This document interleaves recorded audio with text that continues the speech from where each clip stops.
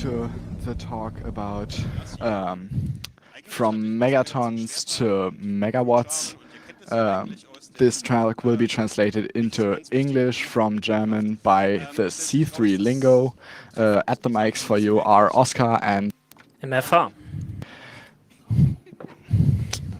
We will translate into English for you, and feel free to leave feedback for us on Twitter at C3lingo or under the hashtag C3T. Im 9. Semester, wenn ich richtig bin, und wird uns ein bisschen was über nukleare Abrüstung bzw. Megatons to Megawatts erzählen, wie man militärische Güter in Energie umwandeln kann. Dazu mit einem herzlichen Applaus Julia. Dankeschön. Hallo. Hi.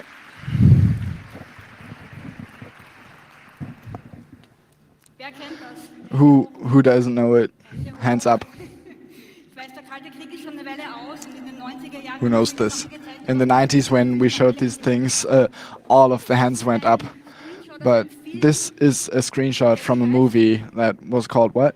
Genau, sehr gut. Exactly. WARGAMES. WARGAMES. The movie is from 1983, and 1983 was the high period of the Cold War, and cobalt and the thermonuclear war was a real threat scenario that people were experiencing in their lives, and they had constant fear about a coming nuclear war. And by the end of the 80s, the global inventory of nuclear weapons was roughly at 40,000 in Russia, and again roughly 25,000 in the US. So you can imagine that roughly 60,000 nuclear warheads in cellars or silos are just waiting to be sent out. So in this movie WarGames, it's about game theory and a mathematician that is trying to not just go into things like chess, but also getting into scenarios for global thermonuclear war. Okay, and so very suddenly there was the whole problem with the Cold War, and it suddenly wasn't really there anymore. After 1989, you know what happened? The old Russia didn't exist anymore the way it did before. And so the issue was that we suddenly had 40,000 nuclear warheads in a country that didn't really get governed properly anymore, and was kind of broken at the time and didn't have proper structures. They had in the government, that is, they didn't have protection strategies for all of those warheads, and in the year 91 there was an article in the New York Times where a journalist suggested that what about if all of this old state, if you just bought all of their warheads and looked into maybe using them, degrading the material and made it usable for nuclear power. I will talk more later about how that would actually work. This program was called Megatons to Megawatts, and it actually existed. It was between 93 and 2013, and the old Soviet Union actually sold highly enriched uranium to the US to convert into low enriched uranium.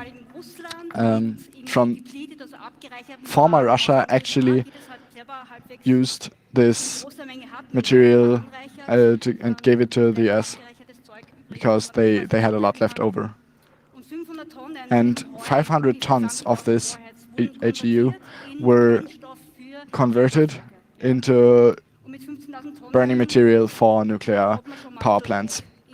And this actually led to 10% of the entire electric needs of the US being covered by this program. So this was actually a very relevant amount of energy. It was not just a little thing replacing one power plant, but it did make a big difference. Okay, so I said 40,000 warheads in the US and 55,000 in the US. I'm sorry, Russia was the former. And so this is the data for 2018. This is roughly how much exists, roughly 600,000 in the US, in Russia, and 6,000 in Russia and 6,000 in the US. So, of course, there are others as well. China is a growing one that has roughly more, which was also impacted by the Cold War. Pakistan is also growing, which is its own story. We have to wonder who actually taught them. There's another topic there about the technology and the knowledge involved, not just the uranium or the plutonium. The proliferation is actually way more than that. So, in effect, there's not just plutonium and uranium in warheads.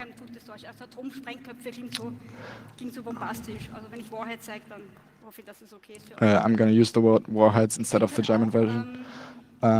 So there's also highly enriched uranium that is not actually in warheads, but in storage. The same is for plutonium. And I can explain this later, but it is mostly a side product in the operation of certain kinds of nuclear power plants. And so a lot of this material is actually available in inventory. And depending on what sources one uses, there's between 1,500 to 1,200 tons of highly enriched uranium that are lying around, and between 200 and 250 tons of plutonium, which is available and could be used for this, which is actually what it's for. It's not very usable in other ways. The principle of this is very simple. You take something which you can split up, something which you can fizz, something for starting the whole procedure, and something for boosting the thing. There are multiple designs depending on whether you use with plutonium or whether you use uranium, whether you use boostings. Boostings are pure fission weapons are usually not really exist anymore. Things like Big Boy, which were used in Hiroshima, were pure splitting weapons.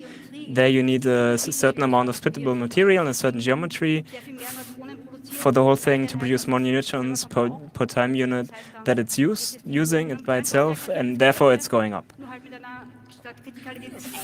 For boosting, you have the same thing, but it's just you have a ratio of about 1. So the amount which is used is pretty much the amount which is produced. Boosted fission works with the addendums, so there's a little, which is usually deuterium or tritium, and these mean that there's not a compute fission which is initiated. So there's a little bit of neutron production which is started at the beginning, but it's not exploding up. But because if you have more neutrons which are produced, that is called boosted fission, because if you have more neutrons, there's more reactions happening. That's usually what is also termed hydrogen weapons. So all these bombs usually have a physics package. So that's the package where there's usually all these things inside. On the left-hand side, you see a picture of. So it's an old picture because current pictures, getting them is pretty difficult because it's pretty difficult to get them. If you're taking the middle of the left picture and you're going a bit to the left, this metal piece, that's the physics package. And the shimmer of this can be seen on the right-hand side. Off the left, you see the classic atomic bombs, the classic fission bomb that we've been talking about. And on the right-hand side, you have the thermonuclear weapons. It's combined fission for creating enough temperature in order to start the fusion process. So you have the splitting, the fission, as well as the fusion, the kern melting. And therefore, they have a bigger power. I think I don't have to explain how fission actually works. So in the principle, you have a particle like a heavy core, like something of number 90 or above, and on that you're shooting a neutron. And the neutron can do multiple things. So it can either hit the uranium core and you can split it, and therefore creates energy and splitting materials and further neutrons, or otherwise it can be captured. So there's a core in the middle. On that, neutron hits, and the core just takes the neutron and becomes something else. The order number will change, and which will be another mass number and other properties. And the new core, as a result, the product of this reaction can have other split processes and can be split up into other elements.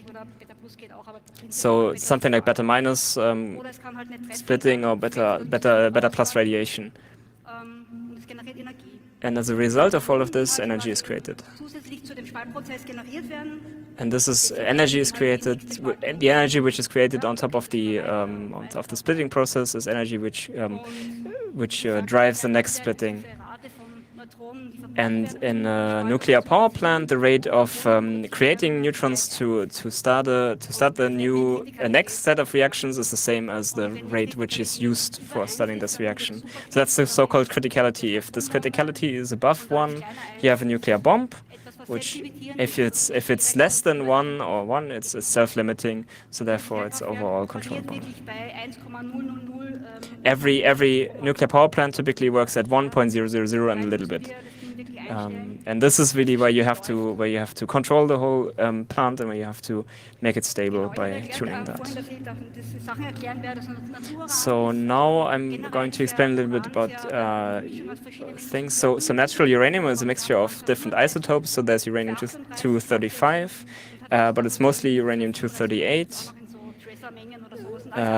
235 is only in tracer pieces. Basically, everything is created by splitting it up, by fission or by activation. For natural uranium, it's 0.7, or more accurate, 0.711% of uranium-238, and the rest is, well, almost all of the rest is uranium-238 and a little bit of other substances, or the other isotopes of uranium. It's not quite clear which ones. Low enriched uranium, LEU, is small enriched uranium. It has a part of uranium-238 of below 20%, and the rest is usually uranium-238. Highly enriched uranium has above 90% of uranium-235. And thirdly, there's depleted uranium, DU, which is less than 0.7% uranium-235. Everything which is less than 0.7 uranium-235 is depleted uranium.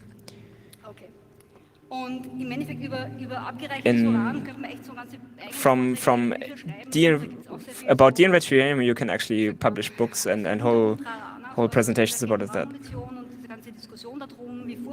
So basically, there's a whole discussion about how threatening this all is, weapons, and basically weapons.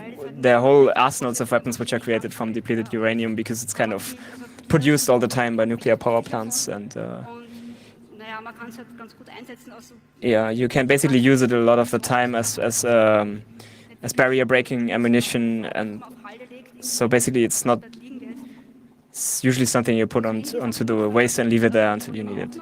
The same thing you have for plutonium as well. So this is, for example, weapons-grade plutonium, It's a mixture of plutonium-239 and plutonium-240. Usually, plutonium-240 has a weight ratio of less than 6.5%. It doesn't want to split that easily as plutonium-239. And therefore you need a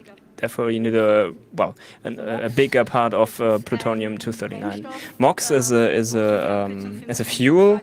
It's the abbreviation for mixed oxide fuel. For that you can basically take as whatever you want. Usually it's 93%. Usually it's 7% plutonium-239 and 93% natural uranium. And it's not just about the energy generated. Okay, so there are a big amount of various nuclear reactor types. They in general do the same thing. You did see the Chernobyl movie by Valery Legasov. He explains really well what a reactor actually is. So there's burning material that's needed. You also need a neutron airbag, a moderator that breaks the neutrons. So they have a smaller cross-section, and then you need a cooler, something that actually takes the heat to bring it to the turbine, so the turbine turns and generates electricity. And all of these parts exist in any nuclear power plant, in any nuclear reactor, and sometimes the cooling system is different, but in fact, the known systems are fairly similar. The pressure water reactor and the boiling water reactor are very similar, and they work with low enriched uranium and these MOXs. Then the CANDU is a Canadian version. It's a Canadian development that uses natural uranium, the way it comes from the earth, basically. You don't have to enrich it or de-rich it, and can just be operated directly with that, and maybe also MXs. And then my favorite reactor is the RBMK. It has interesting properties. It is also based on the Cold War.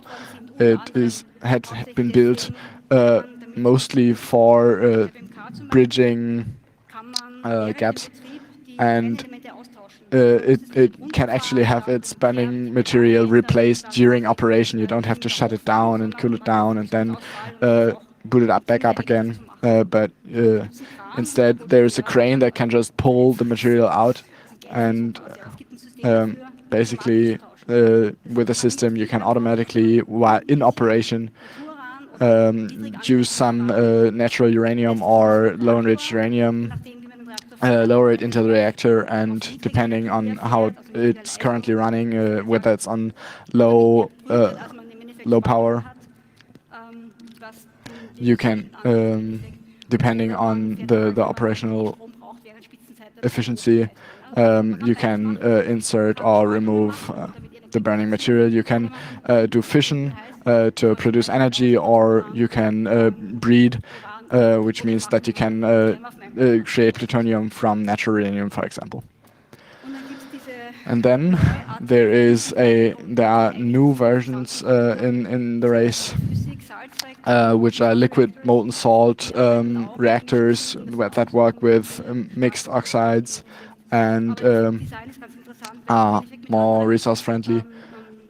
And but they're in effect also working with these burning material systems.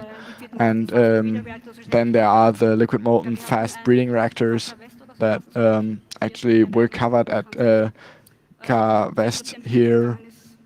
They don't know how. I don't know whether it actually was operational. And then there's the advanced heavy water reactor, which is an Indian development, which is also liquid molten salt, and is also a breeder. Okay, so the fuel cycle that we get from natural uranium, which is mostly uranium-238, and then by putting that into a reactor and shooting it with neutrons, so to say, and with a certain cross-section in there that can be used, and then it will be transformed into uranium-239. The molar mass changes. It stays uranium, but the number changes, and it changes from uranium-238 to uranium-239. And then from there, there are two various types of beta dissipation. So this is from a book. This is actually has a printing error. It's not NO, it's NP.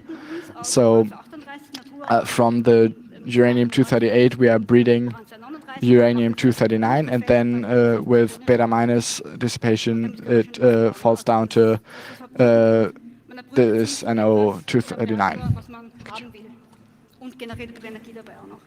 And from this, you can also initially create energy.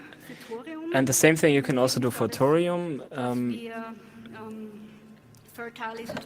So this is from this is called a fertile isotope because it's you can breed it quite easily. And this, which is actually split up in the end by the fission, is not thorium itself; it's the uranium which is created in the process. So the others can also produce energy, but what can be efficiently is the uranium which is in there. So one problem how you can recycle it is to do with this. I will talk about this later. So one question is what is the inventory of depleted uranium? What are the amounts which are available? So one idea could be we can take the whole inventory of highly enriched uranium and just do downblending. So we're just mixing it with the depleted uranium, and from this we can create something which we eventually can put into a reactor. Loi, for example, could be created in this path. And from this you can potentially drive a reactor and produce energy. So from this you have solved two things at once. You don't have the highly enriched uranium anymore, and you have also solved the depleted uranium. And I mean the other things you can do with depleted uranium is producing ammunition. But I mean it's still very active, so this is still a problem.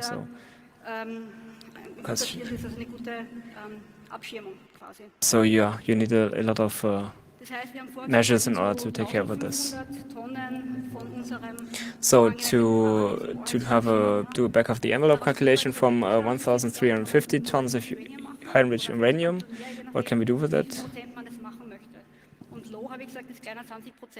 So it depends a little bit on how you want to create, which type of LEU Loi you want to create, depending on how many percentage of uranium-235 you want to have in there. It depends a little bit on the reactor as well. So a high pressure water reactor, for example, from using that, you have about 40 gigawatts per day. So the nuclear power plant will create about 40 gigawatts per day of power, which would be for an average power plant of about 1 gigawatt. This is quite a lot, actually.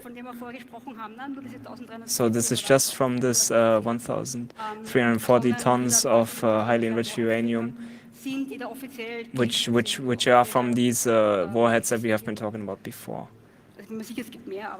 There's more, but these are the numbers you can actually find somewhere. So actually uranium is not the problem here. The problem that we have is actually the plutonium, because as we have seen before, how much plutonium there is around. So this is now a different source which has different numbers, because, well, I said before that I can't really say how much numbers about these numbers. I can't really say how much is around there, but we are always usually around between 200 and 500 tons, I would say. That's usually a pretty good estimate. So the question is, what do we do with this plutonium now? So uranium we can just blend down. We can just use depleted uranium with it, mix it in, and then we just put it back into a reactor. So we're just building ourselves new plutonium with this, however, as we saw before. So that's just what happens when you shoot your neutrons onto uranium-238, then you get uranium-239. It does 2 beta decays, and then it gets plutonium-239. So it's basically a zero calculation. So just you're using warheads on the one end, but you're creating material for new warheads. So this is a question whether one should do that. So what do we do?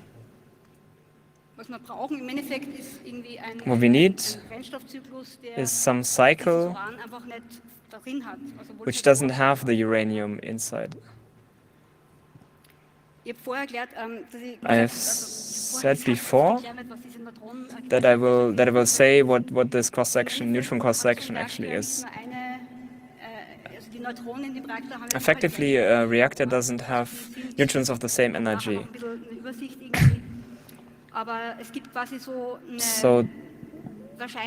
So there's a certain probability that a neutron of energy x will initiate a process of fission, and this is really dependent quite a lot on energy, as you can see in the blue curve on here. So which are actually high, which are oscillations of the core inside. So the problem is that if the neutron only has a little change in energy, the reactor efficiency changes a lot. So yeah, the fission there is, and the thermal calculations are, the energies are roughly 10 to the minus 3 mega electron volts. So that's down there you can see mega electron volts. That's a energy amount for physicians that work with very small energy amounts. That's the unit that we use. That's roughly a mega electron volt is roughly 19 joules, which is not always wieldy for usage in physics. But mega electron volts is the energy that we use on the x-axis, and on the y-axis we have something that's called barns. A 1 barn is roughly 10 to the minus 24 square centimeters, which is an area which is roughly represents the area, the chance that a reaction occurs, and barns are the unit for that. A barn is the probability for a certain reaction happening, which is of course a nice security by security feature, because what a barn is not that commonly known. So what we can see here is that we have very big differences in magnitudes between the uranium-238 and the things that actually interest us, for example, the plutonium. I don't have a laser pointer right now, but what you can see is that it's not very parallel. Some is actually way slower, and then there's a reaction in the plutonium, for example.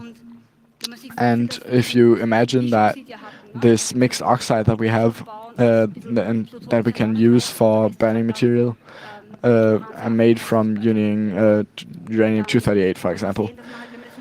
You can see that if we mix those, we need to have different zones in the reactor where the neutron levels are different, but which is difficult when to separate them. So it's different. It's difficult to separate the uranium and the plutonium because we have very mixed burning materials. So how do we do this? That's the reason for why this is hard. So, as we said earlier, there is this breeding process that happens, which gives us the uranium-239, which we actually wanted to have less of. But so this is not an option. So as an alternative, we have this thorium cycle, which is very interesting because all of the thermal and liquid gas reactors work with this. So there is already a lot of research into this that has happened. And a lot of these fast breeders were developed then, which is actually pretty similar, which is it works with slower and less energy dense neutrons. But yeah, we can use these for the things that we want to breed, and they were used for breeding the things that we needed a lot in the Cold War for the highly enriched uranium and the plutonium that was supposed to be generated for all of the weapons. So this variant was actually very interesting then, and now we thought that in effect, when thinking about the thorium cycle, maybe we have a cycle where we can prevent the regeneration of these elements.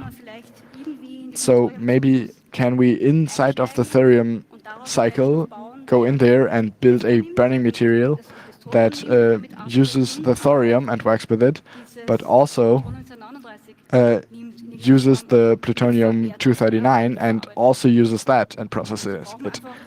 So we need a reactor that can do that.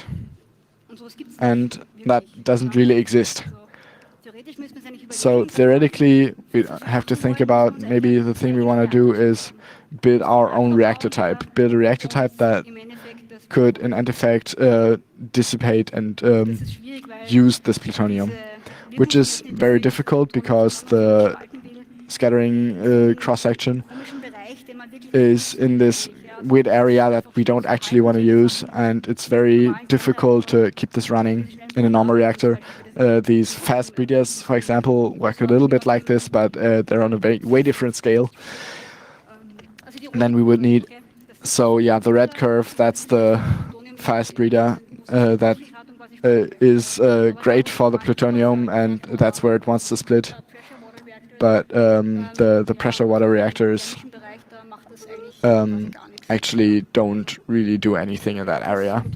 So the plutonium just stays the way it is lying around there. And the solution is already shown in here as another shortcut. It's this TMSR. So yesterday I thought about it with some colleagues, and we were thinking about it, had some thought experiments about, without going into technical detail, just like what would we theoretically need to build this. And theoretically we would need a reactor where we can have various neutron temperatures in there.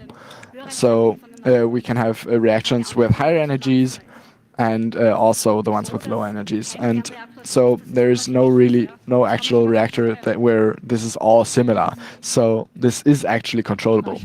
And surprise, this is actually done. So these TMSR reactors are a new idea for how to build these reactors. And when one thinks about how to build these, you'd have to think about how all of the different core loading operations happen. And so you just use MCNP, but these reactors where actually a lot of different fuel types are used, they already exist, and the one of the reactors, the Ling reactor, actually has the same problem. They were built in a time where highly enriched uranium wasn't really a problem, where we just had lots of it and just threw it into the reactor. But nowadays, this is just not done anymore, because all of these burning rods are lying around in cellars and becoming an issue. So we don't want to have this weapon-grade nuclear material lying around. So this is a security issue as well as a nuisance. Okay, all right. All right, so this problem exists. So how can we build a reactor where we can have all of the highly enriched uranium and use it in just these few rods that are used for highly enriched uranium? So some simulations were done with this MCNP system, which is used for neutron simulations. So you just build your reactor, and then you think a lot about which burning rods should be where, which reflectors should be where, and all of the other building parameters, and just rebuild it. So this is a trigger reactor where we're thinking about whether replacing one of these burning rods with something that is less highly enriched. And that's exactly what one has to do with these thorium and plutonium mixed cores. So the solution is that in the middle you create an area where the neutrons are working with way higher energies, and then towards the borders, to the boundaries of the reactor, they have smaller energies. And then theoretically we can burn our plutonium-239. Okay, but the problem is, what kind of a reaction is that? It splits, but and it doesn't just create its parts, the things that are created when splitting, which we can see on the x-axis, but also what happens is that what comes with this is that we are also producing plutonium-240, which is the x-axis, why there is years. So this is the amount of years that this reactor would have to run for the plutonium to actually dissipate. And this is what it would take to actually use fission to dissipate this plutonium. And so by using this kind of reactor, we are actually producing a different kind of plutonium, and we have the same problem as before. So this doesn't really help. It's not as splittable as plutonium-240, so it's not as usable for weapons, but it is radiating just as much, and still just as much as a problem in terms of its half-life. So even the weapon-grade plutonium can be removed and used for energy production, but it still produces other problems. And I don't really know if plutonium-240 is actually a lot better than 239.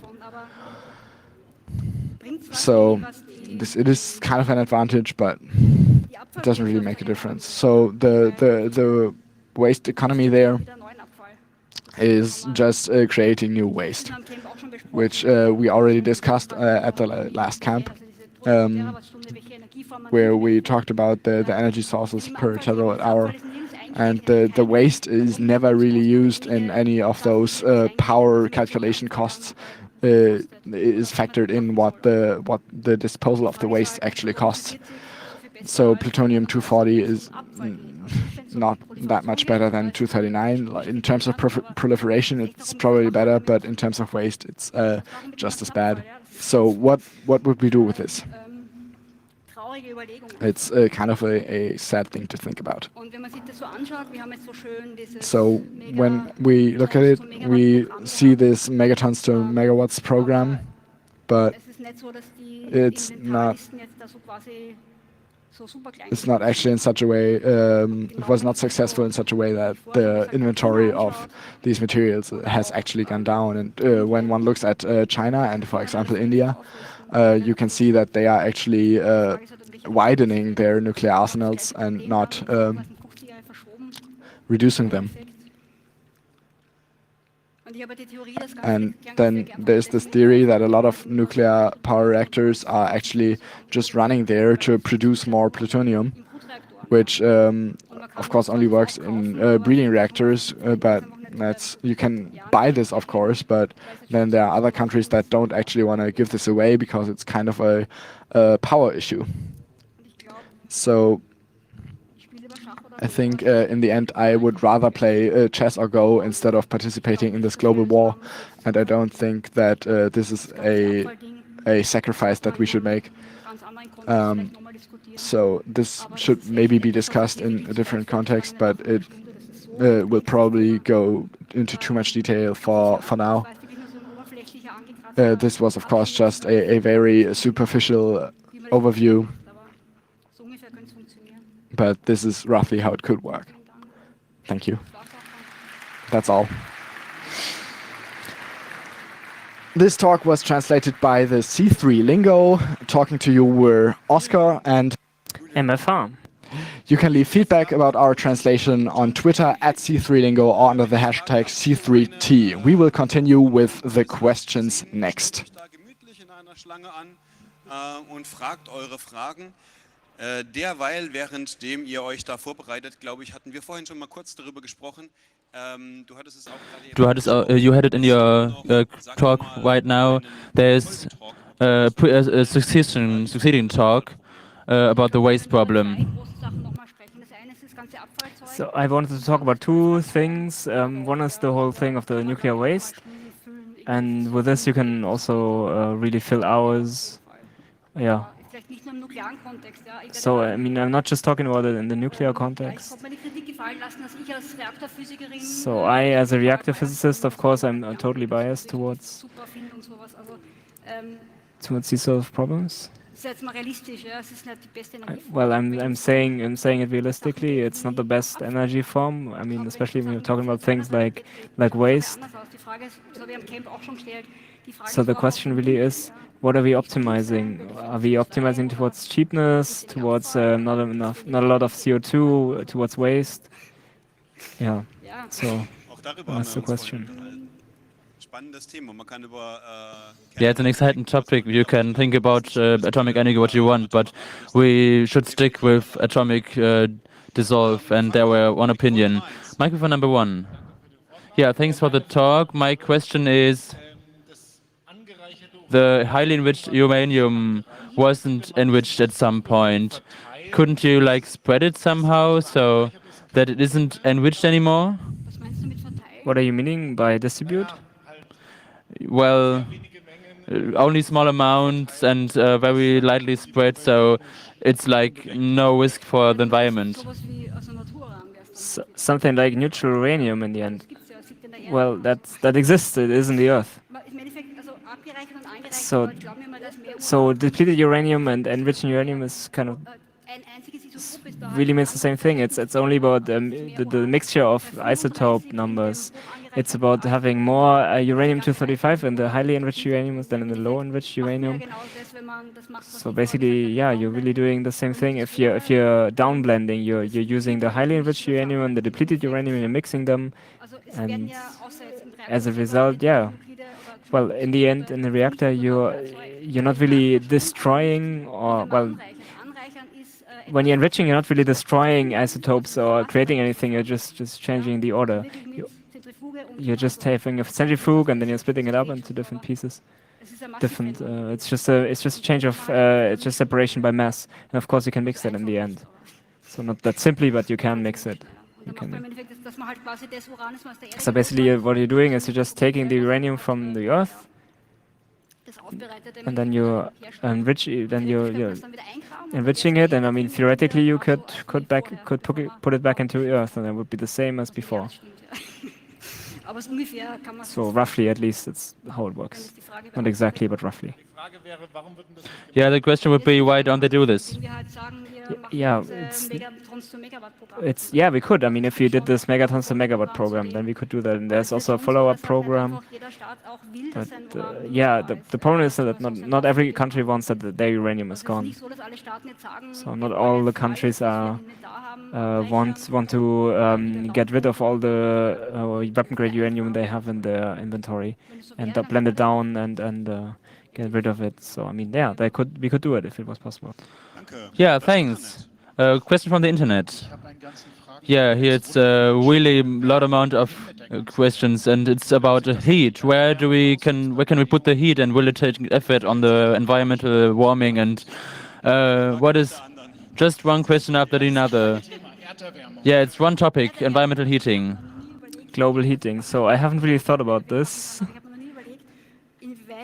I haven't really thought about whether the global warming the warming created by burning nuclear fuel would have any contribution to the global warming of the Earth. I haven't really. I will think about this. I will sit down tomorrow and and will do some at the back of the envelope calculations.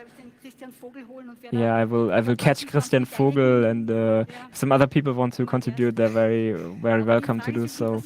Be my guest. Yeah, the question is of course very interesting. I don't know. I have ask me again tomorrow. What was the second question?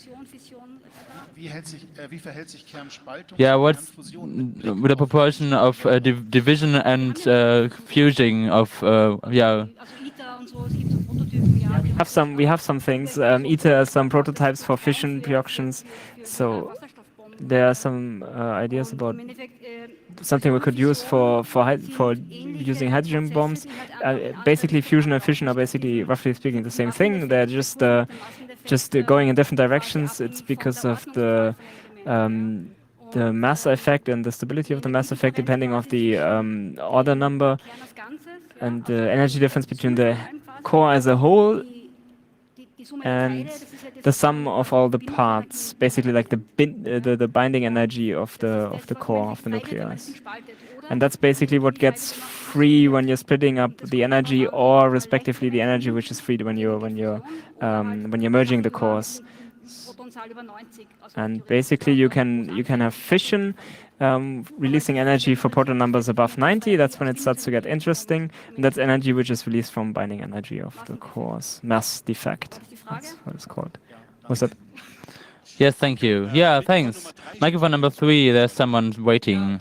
Okay, I don't know if this fits to your topic, but what do you think should change in a society manner so that projects like Megatons to Megawatts are continued, or maybe have succeeding projects and are set up in other countries? No, really. Right now we have a pretty peaceful society. We don't really have a peaceful society. War is well, without war we don't really need hydrogen bombs or atomic bombs. And before we don't really have a peaceful society. So the question is, maybe there are financial interests. So the Megatons to Megawatts program was not really for reducing the amount of weapons. It wasn't really for that. It was more of financial interest. It was really the idea to get very cheap uranium, and at the same time, of course, our previous enemy also gets rid of all his highly enriched uranium. But overall, it really was about money. Yeah, I think microphone number 2 was next. Yeah, one question. Yeah, people say that the term cycle is like the most interesting thing, and it's like neutral, CO2 neutral, and more or less secure nuclear technology. Is that right? It depends a bit on the company which builds the reactor. This is my honest answer. It depends on the country which puts up the reactor, because they have a lot of influence on how the reactor is built, how safely it is built, how it is pushed, whether you have systematic problems in building the reactor. If I could add, wasn't just one of the point about liquid crystal reactors that the liquid crystal needs to be pumped through the reactor all the time, and if there's a power loss, then we have a problem? Yes, well, I think we just need to think a bit more about the technology. Basically, if you look at a normal pressure water reactor, we also needed 50 years. How we finally got to an answer, how we make them inherently safe. Basically, so the idea about this is that the physics really turns off the reactor. So for example, the thing gets hot, the reactor gets hot, therefore the efficiency of the reactor goes down. I mean, we didn't really know this 50 years ago. The technology was developed over time. And I have to say that such reactors are not really my specialty, so I have a rough idea how they work, but I don't really know whether the technology is far enough that all these details have been figured out. I think if you really have to build reactors, one should build the newest generation pressure water reactors in countries which are thinking about safety, and not in countries like I don't really want to talk about this anymore. Thank you. I think that there's microphone number 8, which is quite dark and anonymous. Hello, yeah. I'm quite shocked to have a talk that is, as far as I understood, promotes to enhance the usage of atom energy. Excuse me, I really, this triggers me completely because I just had to listen to the same thing on my lecture on the camp. Yeah, I just got gone here by accident. Please, can you maybe look at the recording of the camp, and then this will be answered. Can you? But maybe you could at least say your opinion once, because I'm missing a statement what your opinion is on that topic, and I'm interested in that. So this was not really the topic of this talk. So the topic of the other talk at the camp. So where we really just talked about it. So the question is really, what do you want to optimize? Do you want to talk for cheap power or CO2 neutral power, or at least very little of waste? There are a couple of parameters. Which ones do you really want to optimize for? Do we have 3 minutes? Ja. So now, Germany is an organism which keeps the power, gets the power mostly from coal power plants. So solar and winds we also have, and water energy also exists. So Germany needs about 51 terawatt hours per year. So organismus Germany needs about 51 terawatt hours per year. So water we cannot really extend anymore because there is just not enough water where we can store this energy. So we don't really have a lot of space to play around there. So if we want to optimize only towards CO2 neutrality and price, so then the question is, how much cents per kilowatts do water power, coal power, and all these things cost? So then we just add all these costs, and then we estimate how much CO2 exhaust all these different powers have, and then we just make a very simple linear optimization, looking at all these parameters, just based on these facts. There are some constraints. So, for example,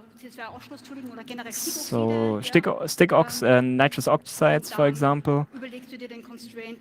So another constraint could be that we just have a certain amount of energy we can get from water power. And if we just do this optimization, you get a solution which just says nuclear power. What we want is nuclear power. So it's not completely neutral when it comes to nitrous oxides, for example.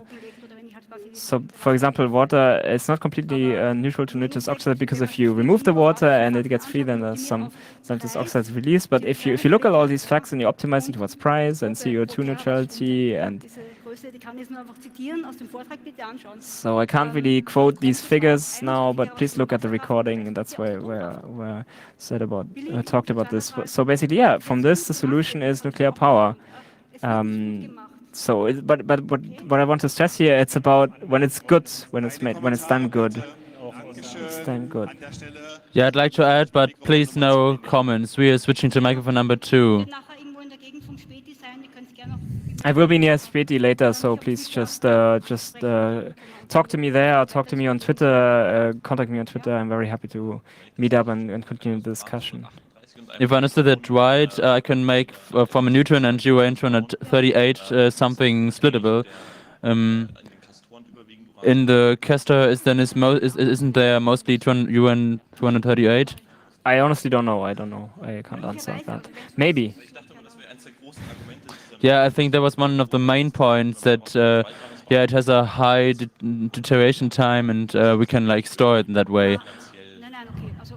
No. Okay. So the problem with uranium-238 is that So the problem is we're getting plutonium-239 from this, but this is not splittable in a normal conventional high-pressure water reactor. You need it with these high-temperature reactors, these liquid molten salt reactors, for example. These high temperatures, which you don't really have in these standard reactors that we have these days, in a normal boiling water reactor.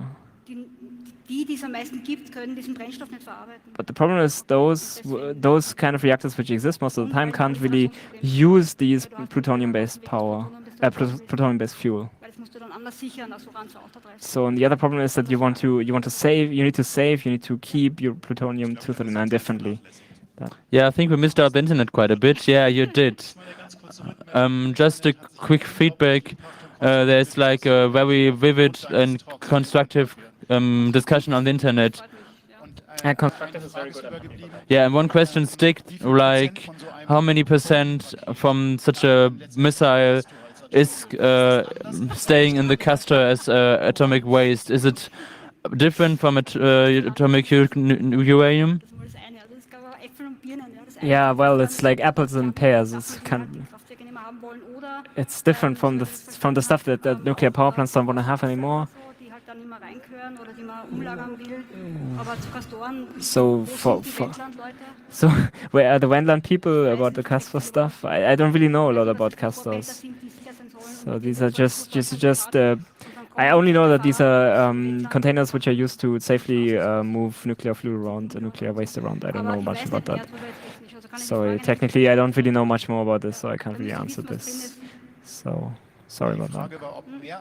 The question was, is there more atomic waste if we make weapon atomic uranium? Yeah, amount and danger. Define danger. It's really quite a fishy thing. It's usually it's more dangerous always in the form of which it is in the weapon, but because you can actually make damage with it and you can damage towards people. But that would be my answer. I can't really say. Yeah, I think there's one last question. Microphone number 2, please. Yeah, it's like about my understanding. I'm not sure what is against those trivial solutions to mix like highly enriched uranium with lower enriched uranium, so we get like neutral uranium and we don't need to store it, and we like skipping all this waste problematics. So the problem is this is only a theoretical. So it's only a theoretical thing, because the others, you also need to get rid of the highly enriched uranium. You also need to get rid of the weapons, but the problem is theoretically you can do it, but in practice you are missing the highly enriched uranium. You're missing the HOI because it's just not around. So you can't really do it. Yeah, but it's there anyways. Yes, but but it's inside the people which have the weapon silos. They have about it. So the point is that you could make atomic energy from it, or I don't know why we should do this. Politik is the answer here, really, I think. Yeah, I think we need to stop our talk here. Yeah. But there's a good message. Julia will stay here and we can ask a question afterwards. I think there's opinion of the C3 species, so you can spend for a beer there. Thanks also from the translation booth for listening. This was the translation of the talk by Lucaro, MFA, and Oscar.